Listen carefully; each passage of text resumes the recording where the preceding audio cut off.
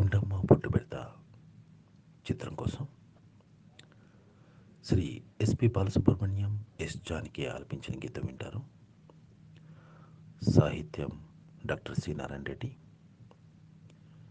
ఈ పాటను కోరుతున్నవారు BHEL circle, Ashok Nagar నుంచి ఆనందం మిత్ర బృందం. మీరు వింటున్నారు జనరంజని ఫిల్మ్ గీతాలు. ఈ కార్యక్రమం తర్వాత ఏకచిత్ర గీత శీర్షికన